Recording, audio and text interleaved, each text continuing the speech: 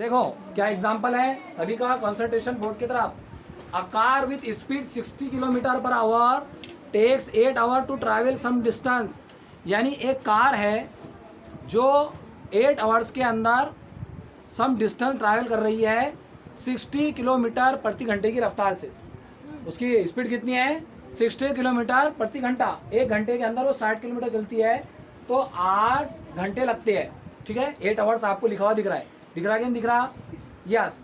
What should be the increase in the speed, यानी कि speed के अंदर कितना इंक्रीज करेंगे आप कि जो 8 घंटे में ट्रैवल होने वाला डिस्टेंस 7.5 आवर के अंदर कंप्लीट हो जाए। सबके समझ में आ रहा है? Yes. एक कार है 60 किलोमीटर प्रति घंटे की रफ्तार से चल रही है, 8 घंटे के अंदर वो डिस्टेंस ट्रैवल कर रही है। अगर हमको उसकी स्पीड बढ़ाना पड़ी तो कितने, मतलब 7.5 आवर के अंदर वो डिस्टेंस जो है तो कवर कर लेंगे। यहाँ पर दो चीज़ें होगी। कौन कौन सी दो चीज़ें हैं? एक है कार ऑफ स्पीड की का स्पीड, और एक है आवर्स, टाइम टेकन जिसको आप बोलते हैं। स्पीड बढ़ाएंगे टाइम कम लगेगा, स्पीड कम करेंगे टाइम टाइम ज्यादा ज़्यादा लगेगा। लगेगा। एक चीज बढ़ रही है, दूसरी चीज कम हो रही है। So this is the example of inverse variation. सबसे पहले तो स्पीड के लिए ले लेंगे एस, और टाइम टेकन के लिए ले लेंगे small T. Let the speed of car be S. Car की जो स्पीड है वो क्या है? एस है, और उसको लगने वाला टाइम क्या है? Small T. और इसके अंदर आपकी स्पीड बढ़ रही है तो टाइम टेकन कम हो रहा है, इसलिए हम इसको बोल रहे हैं क्या की एग्जांपल है ये इनवर्स वेरिएशन। और अगर ये इनवर्स वेरिएशन की एग्जांपल है तो आप एस को इनवर्सली प्रोपोर्शनल करेंगे टी के। Speed of car inversely proportional आ गई टाइम टेकन के। यस और नो? Yes. सबके समझ में आ रहा है? Yes. ये इनवर्स प्रोपोर्शनलिटी है। क्या ये इनवर्स प्रोपोर्शनलिटी? ये जब हटता है तो लगता है कांस्टेंट। क्या लगता K. है? Constant constant. K. और इस के मल्टीप्लाई में रहेंगे नेक्स्ट टर्म, मतलब 1/t। T. समझ में आ गया सबके यहाँ तक? Yes. कोई दिक्कत वाली बात नहीं है। No. जरा आगे देखो, आगे क्या हो रहा है।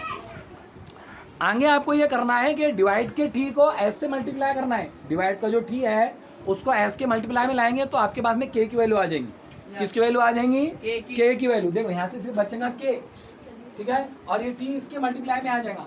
S multiplied by T is equal to K, और यही के हमारा क्या है? The equation of variation. The equation of variation. Equation of variation के अंदर आप देख रहे हैं कि एस की और टी की मल्टीप्लाई हो रही है। किस किस की मल्टीप्लाई हो रही है? एस की और टी की। एस की और टी की मल्टीप्लाई, इसी को हम बोलेंगे इक्वेशन ऑफ Variation। वेरिएशन। अब क्वेश्चन के अंदर कंडीशन क्या थी? देखो क्वेश्चन के अंदर कंडीशन ये थी कि 60 प्रति किलोमीटर घंटे की रफ्तार से वो चल रही थी। एस फॉर स्पीड था तो एस की वैल्यू आ गई 60, और टाइम लग रहा था 8 आवर्स, इसलिए टी की वैल्यू आ जाएंगी 8। टी की वैल्यू कितनी आ जाएंगी? 8। देखो यहाँ पर एस की वैल्यू 60 और टी की वैल्यू 8।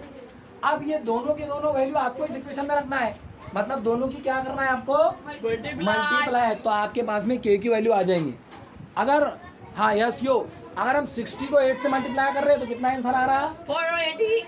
कितना आ रहा है आंसर? 480। 480। किस किस को मल्टीप्लाई करें? 60 को और 80 60 को और 80 को मल्टीप्लाई करना है तो आपके पास में के की वैल्यू आ जाएंगी। और के हमारा क्या है?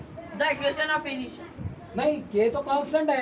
के क्या है? सिर्फ कांस्टेंट अगर के देखेंगे तो वो कांस्टेंट ऑफ वेरिएशन है। के क्या है हमारा? Constant of variation. लेकिन के साथ में अगर दोनों चीजें मल्टीप्लाई में है, दो क्वांटिटी, तो वो बन जाती इक्वेशन। वो क्या बन जाती? The equation of variation. बेटा के की कीमत कितनी आई? 480। और वही के दोनों की मल्टीप्लाई के बराबर है, तो ये दोनों की मल्टीप्लाई भी कितनी आ जाएंगी? 480। यहाँ तक क्लियर है सबको?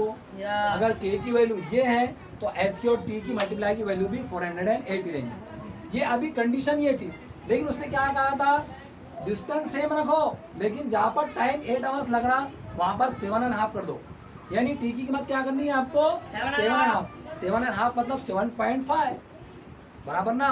7.5 मतलब 7.5 मतलब 7.5। यानी अब यहाँ पर आपको टी की वैल्यू रखनी है 7.5 मतलब 7.5। एस मालूम करना है और के की वैल्यू रखना है 480। तो देखो के बराबर एस मल्टीप्लाइड बाई टी। के की वैल्यू रखे आपने यहाँ से जो निकाले थे 480, एस की जगह एस और टी की जगह पर 7.5। क्यों? क्योंकि हमको उसने कहा था कि 7.5 और लेने हैं। यहाँ से अगर एस की वैल्यू निकालनी है तो ये 7.5 इसके अपॉन में आ जाएंगे, 400 के अपॉन में आ जाएंगे 7.5।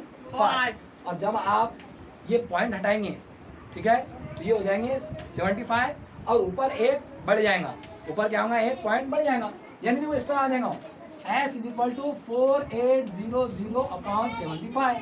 अब इसको अगर आप डिवाइड करते हैं तो आपका डायरेक्ट S की वैल्यू आ जाएगी 64। 4 पहले स्पीड कितनी थी 6 60 किलोमीटर और अभी कितनी है 60, 4 यानी आपकी स्पीड बढ़ी कि नहीं बढ़ी, बढ़ी। 60 से कितनी हो गई 64 4 और टाइम पहले लग रहा था 8 आवर्स और अब कितना लगा 7.5 हाफ। आवर।